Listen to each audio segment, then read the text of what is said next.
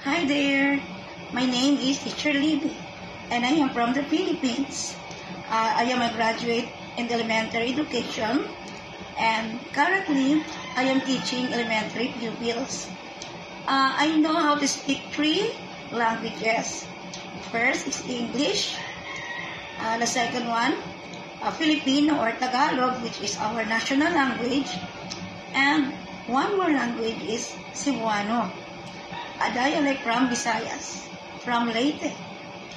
And if you want to know more about Tagalog or Cebuano, I can teach you how to speak, write, and read in Tagalog or Cebuano.